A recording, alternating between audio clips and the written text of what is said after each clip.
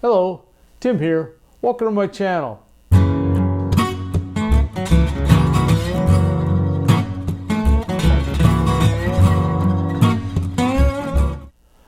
Merry Christmas to you.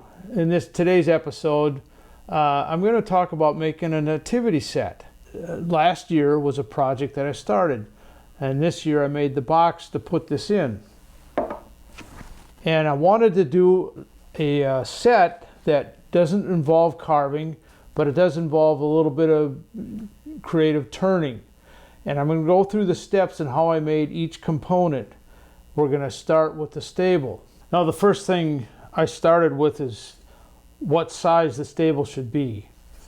And this is a pattern that I made up. It's nothing real complicated, but I will link to it. I'll sketch it out so you can make your own. And I glued up, in this case, it's 1.25 inch thick cherry. It was left over from a furniture project. And then I drew the outline on here, and you'll need some kind of a scroll saw to cut that part, and then you'll need to sand it. And then you'll end up like this, all sanded.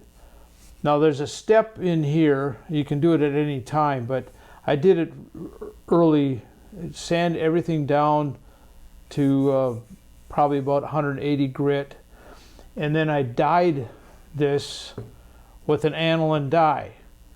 And this is I believe ebony dye, and then a few coats of satin lacquer on top of it. But you'll need to get that ebony dye on here and then sealed up before you do the star. So we'll come back to the star.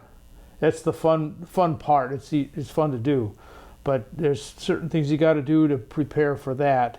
This needs to be pre-stained and finished, or if you want to leave it natural color, you could do that as well. So the next step is Joseph. Here's the steps for making Joseph, and I start with a square block of, in this case it's this maple, and using my finger as a guide, I mark off the center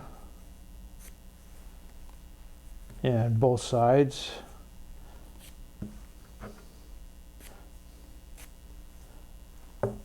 And then chuck it in the lathe. Sometimes I do a slot in there so that the drive center has something to bite into. And that's it. I turn this and I polish this on the lathe. So I actually kind of did the finish on it. This is a little more of a sheen than the one that I made in my kit there. That's the original set is ash. And it's got kind of a nice feature with the grain kind of creating somewhat of an image of a face.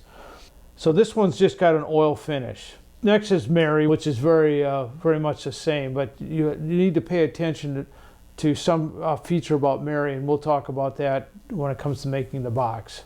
Now Mary is a wider piece of wood that is, in this case, I made this up of maple, and it's two pieces because sometimes it's hard to find 2-inch thick maple. You can use branch wood or something you find and get a full-size piece. And this was a 2-inch diameter piece of ash, which is what I made the original set from. When it's turned, and this is partially done, when you grain match it, you can't really tell the line there so much. So it's not really that much of a problem. But this being a little wider at the bottom posed a little bit of a problem. This is wider than the stable frame thing is thick. So this sticks up beyond the edge of the box. And I'll show you what I did to compensate for that so that it all fits in nicely. So that's Mary. The most important one is baby Jesus, and I'm going to show you that next. Along with that, the manger, which is probably the most complicated part of the assembly. This is the baby Jesus I made up and the cradle. This is all ash, part of the original set, and what I'm making now is one that's in maple. And I've seen turnings where it's kind of like a cup, and he's just kind of sitting in there like mortar and pestle, and I didn't want to do that kind of thing, you need to be elongated so he's laying down. I started with a piece of wood about this long. This is, again, this is maple. And this was chucked into the lathe first to turn it round, and then I mounted it into my 3-jaw chuck. And it's important that you have access to the end of your workpiece. You don't want it out there too far, or it'll get wobbly or maybe fly out or something like that. But in this case too, I polished them up on the lathe. This is maple, and it started out like a short little stick like this. That's pretty easy to do as far as the turning. So here's beginning, middle, end there. And again, this is more of an oil finish, which is a little more of a matte finish, and you can rub more oil on it and buff it up, get a little more sheen to it. But here's a tricky thing. When you're going to make the cradle, this looks like you can't turn an ellipse like this. So to start with, you need to glue two pieces of wood together like this with a paper joint in between. For those of you that maybe are new to turning or to some of the turning tricks, I do have a video on split turnings, and I'll link to that and how you glue something up for making a split turning. This starts out like that, and then once I turn it, you need to have this secured in a 3-jaw or a 4-jaw chuck. Make sure it's secure. Then you can work the inside here, but you want to make sure that it doesn't get loose or something like that, because I had one of these break apart and then I had to re-glue it, because that glue joint will come apart. Once you get it like this, you can cut it off and it becomes like that. So it looks like a little egg cup. And here's kind of the fun part. So now you take your knife right on that seam. Got to be a little careful, but it does come apart. And sometimes you might have to use a chisel, but be very careful. Anyway, it comes apart like that. Then I take a piece of wood like this. This is, again, ash. And I take my pencil, trace this all around here.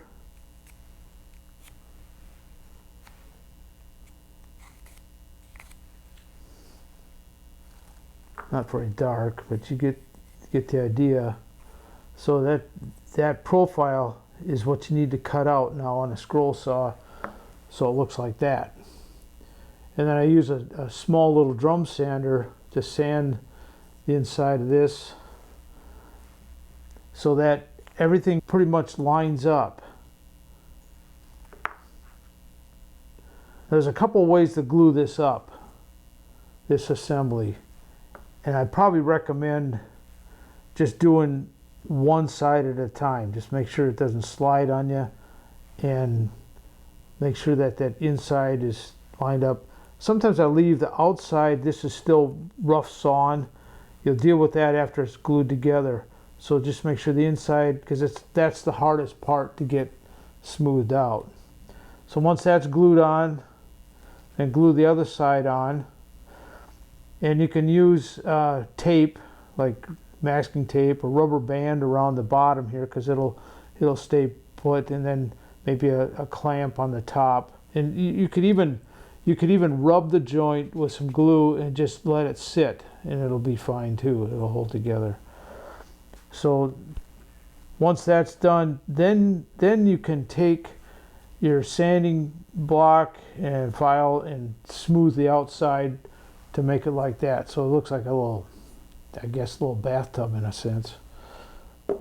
That's the manger. So again, the steps I'm saying, you glue up with paper joint, you turn it so you can grip it like this on the lathe, cut that off so it looks like this, and then carefully split that with a knife or a chisel if you need to. But be careful. But it does pop apart. But anyway, just newspaper is all you need to put that together. So that's the baby Jesus and the cradle. Now let's go to the fun part, and that's the star. So this is what the stable looks like after I dyed it with a ebony dye, aniline dye.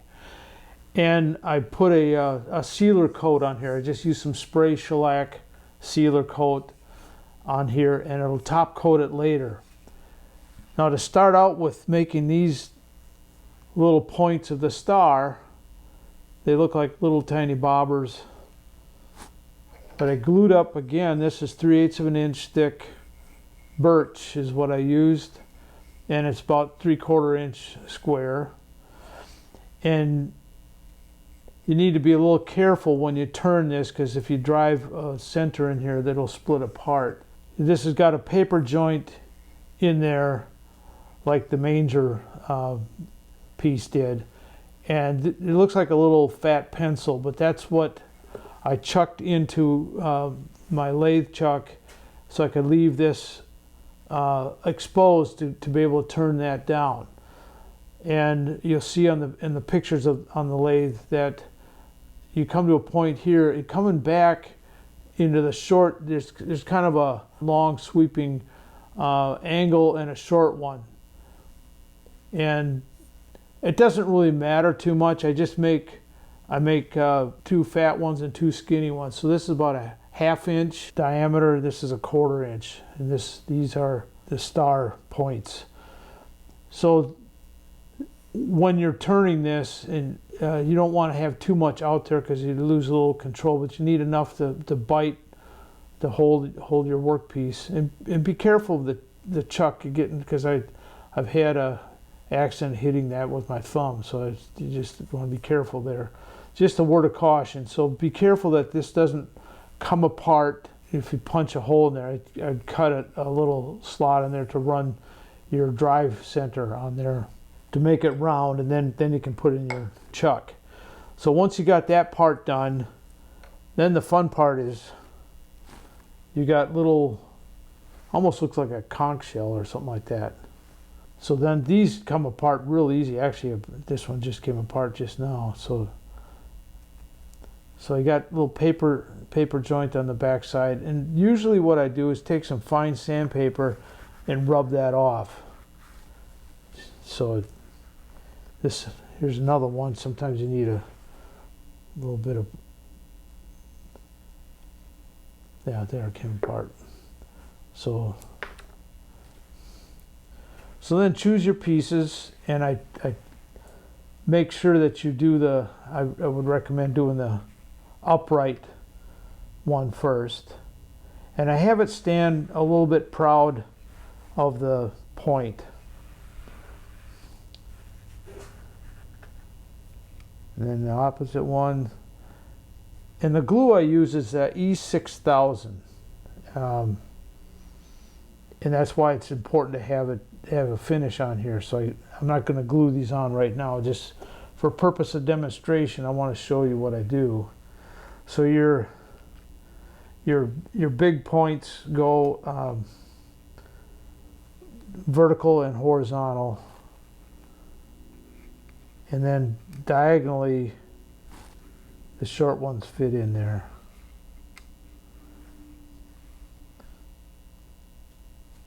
Like so.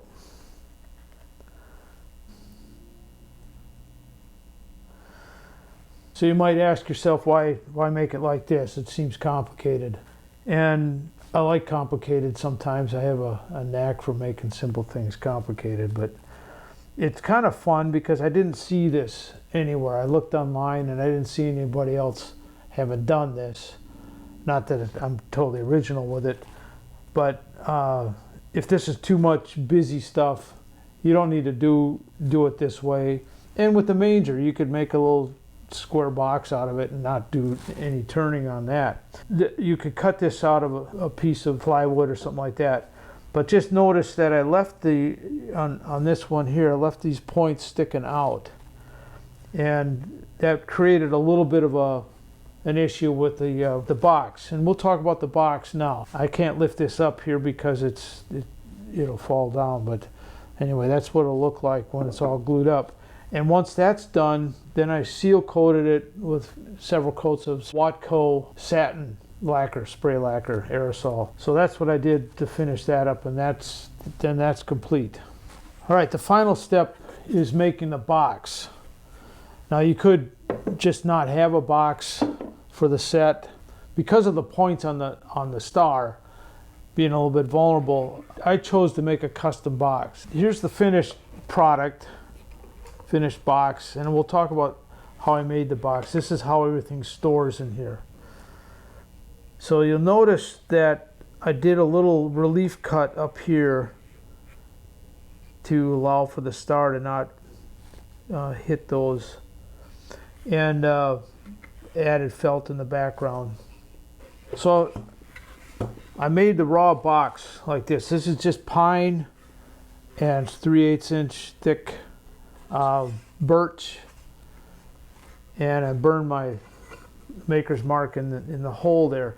Now that hole I mentioned earlier about Mary. Now her garment sticks out a little bit too much, and I drilled this hole in with a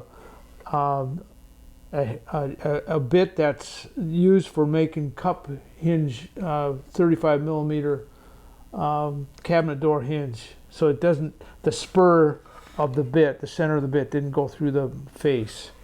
If it was a 1/4 inch or so thick wood, it probably would go through, but it's just a very shallow hole there.